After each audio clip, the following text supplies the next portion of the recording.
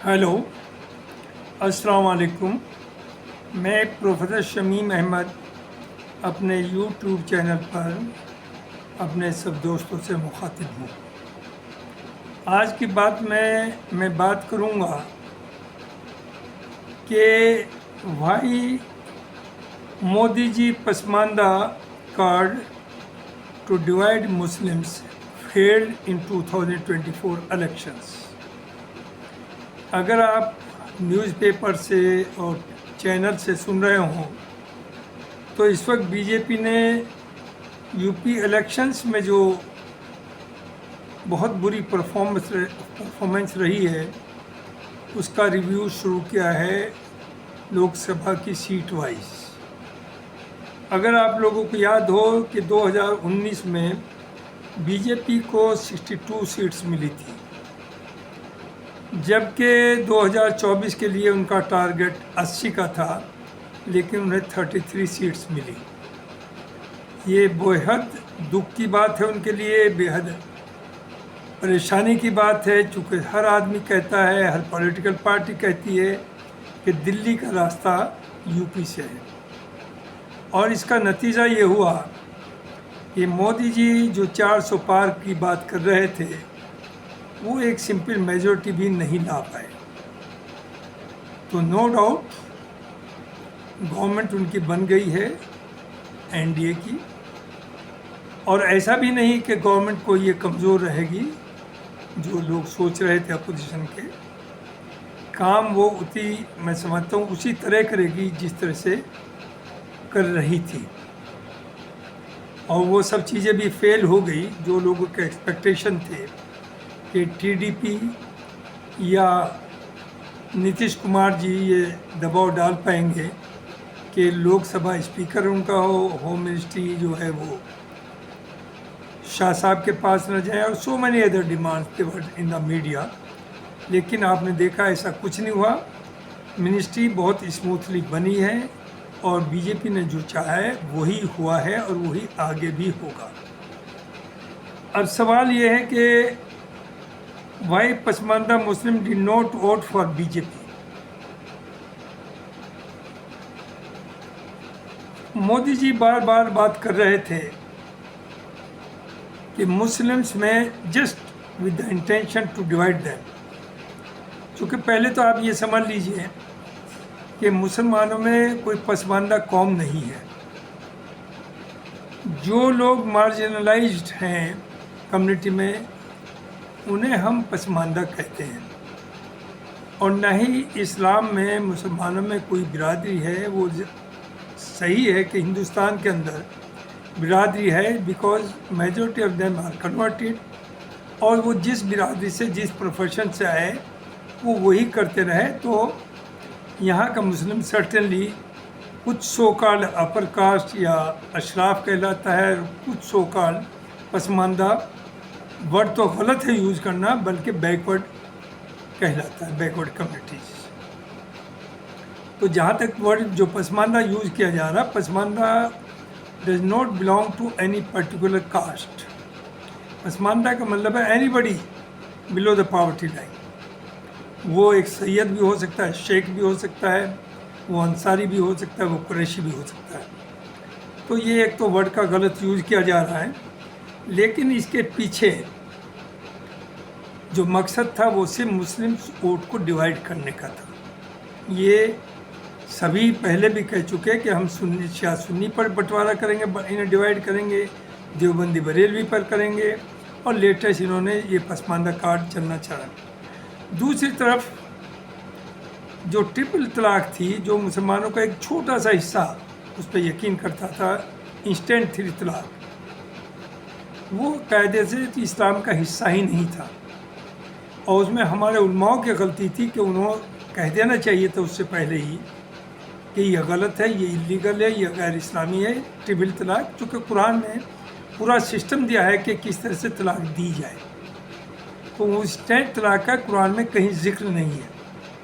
लेकिन उसे बीजेपी ने, ख़ासतौर से मोदी जी ने एक्सप्लॉइट किया, और उन्होंने एक कानून लाए और उसके ज़रिए ये समझा कि सारी मुसलमान औरतें जो हैं उनके फेवर में आ जाएंगी। वो भी ऐसा भी नहीं हुआ। ये 2024 का इलेक्शन आपको बताता है। अब सवाल आता है कि भाई party fail to win Pasmanda votes despite wide scale outreach efforts during 1.5 year. यानी पिछले 1.5 साल में बीजेपी ने बेहद कोशिश की। बीजेपी क्या on the instructions of Modi ji के पसमानदा के पास जाओ, उन्हें करीब लाओ, उन्हें समझाओ कि हम उनके ज़्यादा फ़ायदा कर सकते हैं एज कम्पेयर टू दिस। और इस तरह से डिवाइड करना चाहा कि अपर कास्ट ने उन्हें बिलो द पॉवर्टी लाइन रखा है, यानी जो सोकाल अशराफ है, इस तरह की बातें की। जबकि उन्हें ये मालूम होना चाहिए कि जो जिन्हें वो पसमानदा कह रहे हैं उसमें कुरैशी भी आते हैं और अंसारी भी आते हैं। और मुसलमानों पर जितनी टोटल वेल्थ है उसका मोर देन 80% कुरैशीज़ के पास है और अंसारीज़ के पास है। एंड माशाल्लाह कुरैशीज़ आर डूइंग वेरी वेल, पिछले 20 साल में बहुत ऊपर गए हैं। और अंसारीज़ तो फ्रॉम द वेरी बिगनिंग उनके एमएलएज, उनके एमपीज, उनके मिनिस्टर हमेशा टॉप पोजीशंस पर वही रहे हैं, ये सोकाल अशराफ नहीं रहे। तो ये डिवीज़न जो जिस तरह की बातें की जा रही थी वो बहुत सही नहीं थी, लेकिन just to create divide between the two BJP ने एक प्लान बनाया और इसकी शुरुआत हुई 2022 जुलाई 2022 में। ये इनिशिएटिव लिया गया जब बीजेपी की नेशनल एग्जीक्यूटिव एनक्लेव हैदराबाद में हुआ। वहाँ हैदराबाद में मोदी जी ने कहा सब बीजेपी के लीडर से कि आप मुस्लिम पसमानदा के पास जाएं।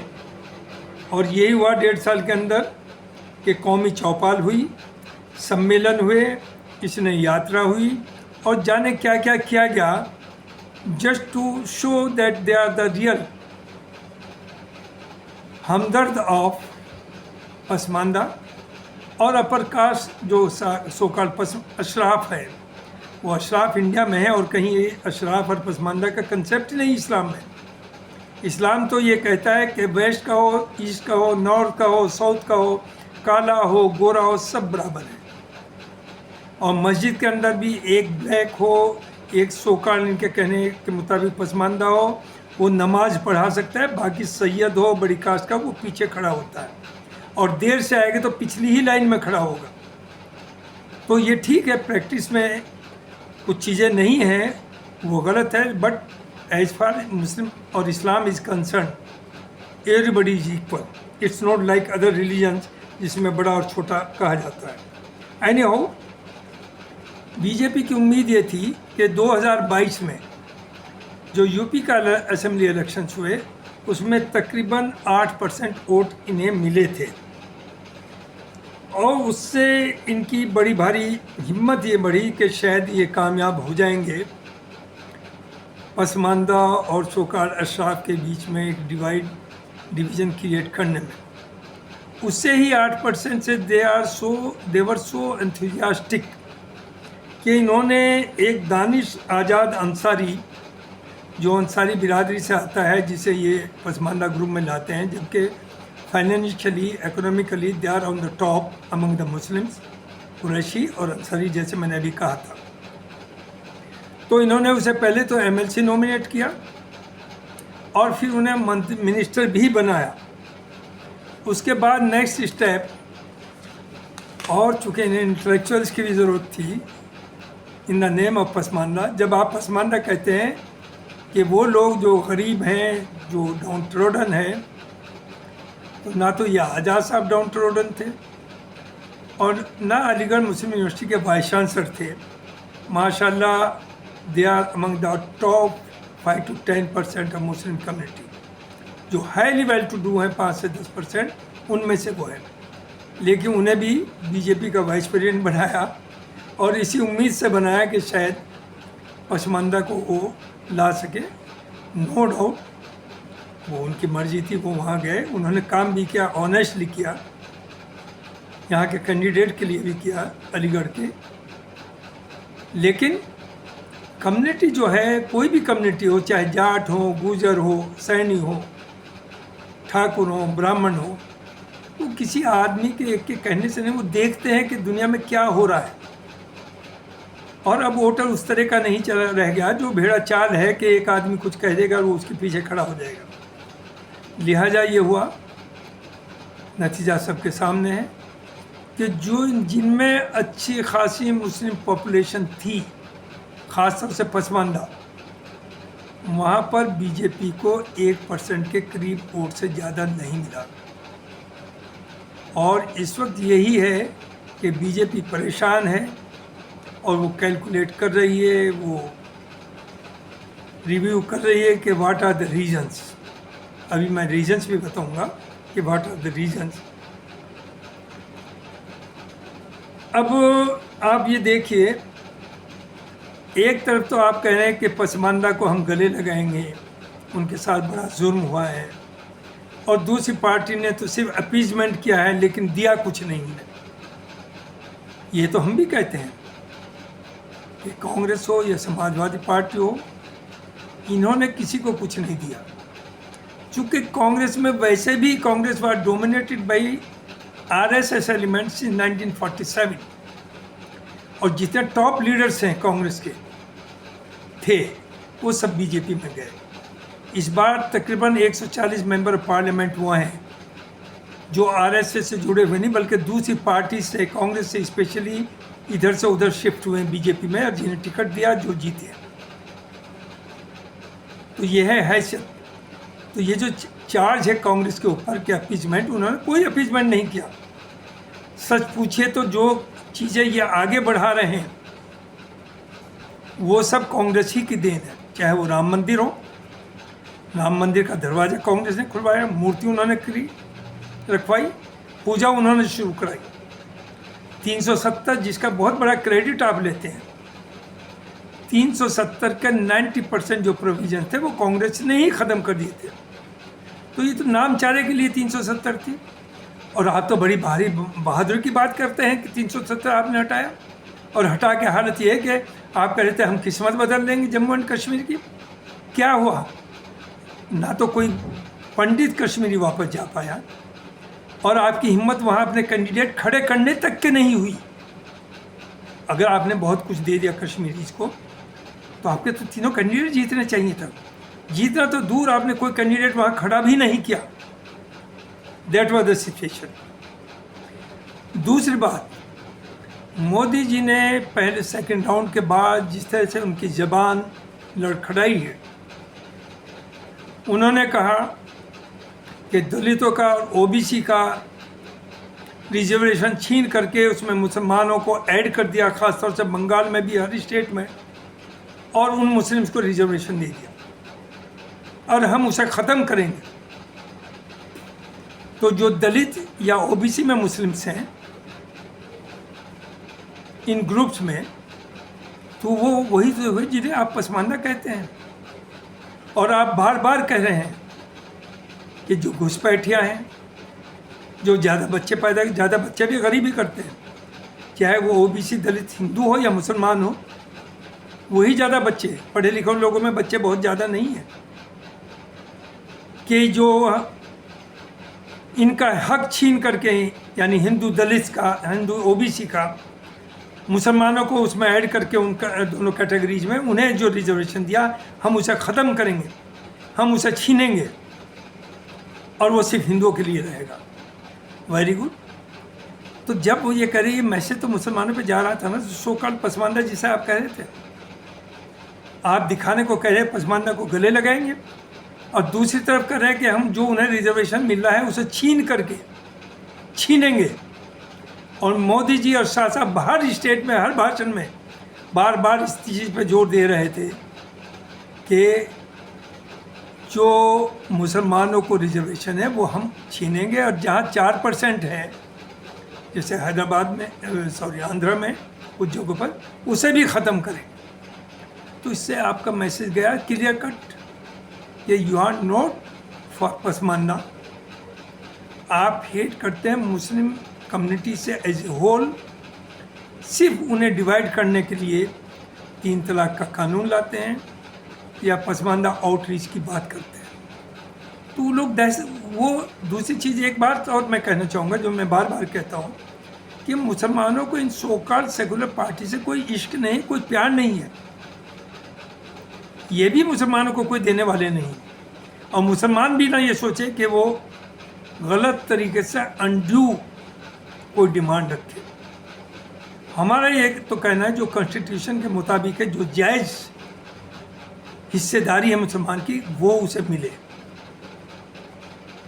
लेकिन आप तो उसे भी ख़त्म करना चाहते हैं। आपने तो हर जगह यही किया। तो दीज आर द रीजन्स कि आप कह रहे हैं आपका घर छीन करके उन्हें दे दिया जाएगा, आपकी भैंसें 2 हैं तो एक भैंस ले लेंगे, आपके पास साइकिल 2 हैं तो वो ले ली जाएगी, आपका जो गले में सोने का लॉकेट पड़ा हुआ उसे छीन करके दे दिया जाएगा।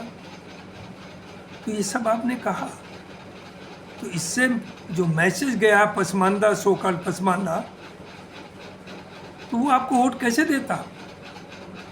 मैं नहीं समझता हूँ कि कोई भी मुसलमान बीजेपी को अपना दुश्मन मानती है। जैसे और पार्टीज है वैसे ही बीजेपी है, लेकिन बीजेपी के जो इस तरह के स्टेटमेंट हैं, जैसे जब आपने 400 पार कहा तो आपके लीडर्स ने जो दिल की बात थी वो खोल करके पब्लिक में ले आए कि हमें 407 सीट चाहिए। 407 मिली तो राज्यसभा में मिला करके दोनों की 2/3 मेजोरिटी होगी और हम आसानी से कॉन्स्टिट्यूशन बदल सकेंगे, ये हमें करना है। तो वो मैसेज तो चला गया पब्लिक में। अब आप लाकर डिनाई करें, आप कॉन्स्टिट्यूशन को चूमे, सर उस पर टेके, हम इसे बदल नहीं देंगे, हम इसे बचाएंगे। कैसे बचाएंगे? आपकी जो अंदरूनी बात थी वो तो आपके लोगों ही ने पब्लिक कर दी, और वही दहशत थी लोगों में। और देखिए, मुसलमान इस हैसियत में नहीं कि वो बीजेपी को या किसी को हरा सके या जिता सके, थोड़ी बहुत मदद कर सकता है। हिंदू ही खड़ा हो गया है आपके खिलाफ, ख़ास तौर से दलित एंड ओबीसी। उसे अंदाज़ा हो रहा है कि जो मनुस्मृति कहती है कि सर से ऊपर से पैदा हुआ ब्राह्मण वो राज करेगा, अक्षत्रिय यहाँ से पैदा हुआ है वो मुल्क को बचाएगा, बॉर्डर पे रहेगा, और वैश्य पेट से यहाँ से पैदा हुआ जो बिजनेस करेगा, पैसा कमाएगा, और बाकी सब घुटनों से नीचे पैदा हुए हैं जिनका काम है गटर साफ़ करना, सड़कें साफ़ करना, आपकी खिदमत करना, और उसका पैसा नहीं मांगना। तो जब आप कॉन्स्टिट्यूशन चेंज की बात हुई और 400 पार की हुई, ये मैसेज दलितों में और ओबीसी में चला गया। और वही वजह है कि इस बार मायावती ने जो गेम खेला था, जो काफ़ी चैनल्स पे भी आया, अखबारों में भी आया, कि 300 करोड़ की डील हुई थी एक साल से कि वो 50 सीट मायावती के मुस्लिम कैंडिडेट्स खड़ा करके और दूसरी तरह से बीजेपी को दिलवाएगी, और मायावती ने 21 मुसलमानों को टिकट दिया, फाइनेंशियल तबाह किया, और वो चाहती थी वोट भी बर्बाद करें। लेकिन लोगों की समझ में आया, मुसलमान तो क्या, दलित ने भी इस बार मायावती को वोट नहीं दिया और 0 सीट आई। और इसकी सबसे बड़ी एग्जाम्पल है जो चंद्रशेखर आज़ाद नगीना से खड़े हुए, ना वो इंडिया गठबंधन में थे ना एनडीए में थे। इंडिया गठबंधन ने उनके साथ धोखा किया, उन्हें टिकट देना चाहिए था, लेकिन वो इंडिपेंडेंट अपनी पार्टी से खड़ा हुआ। एसपी का कैंडिडेट भी था वहाँ, बीएसपी का कैंडिडेट भी था, एनडीए का कैंडिडेट भी था, लेकिन वो जीता। वहाँ सारा दलित वोट मायावती के साथ नहीं गया, वो सब इसके साथ गया। तो वो जो गेम था कि 300 करोड़ जो अखबारों में आया, रियान रहना क्या नाम है, कोई मुस्लिम लीडर है, कि उससे ये डील हुई थी कि वो 50 सीट दिलवाएगा, उनकी मट्टी कुट गई।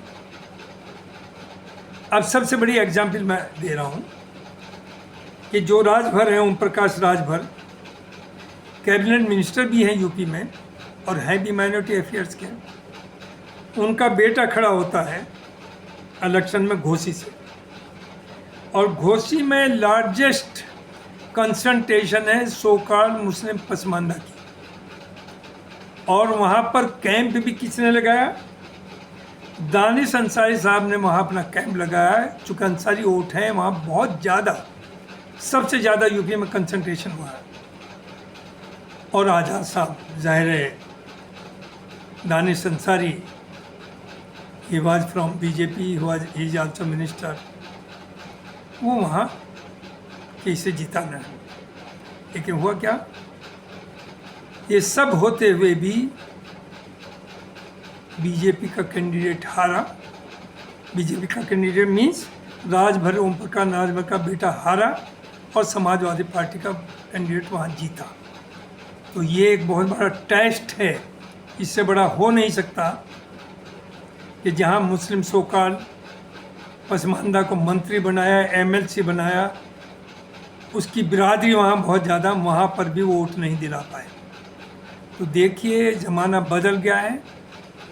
सबको हिंदू मुस्लिम अब बहुत लंबा नहीं चल सकता। 10 साल खूब चला और खूब लोगों ने ताली बजाई, एंजॉय किया कि कम से कम बीजेपी से हमें ये फ़ायदा हुआ, मुस्लिमों को ठिकाने लगा दिया, नो डाउट लगाया, लिंचिंग की, पुलिस कस्टडी में मारा, जहर दे के मारा, क्या नहीं हुआ, घर बुलडोज किए गए।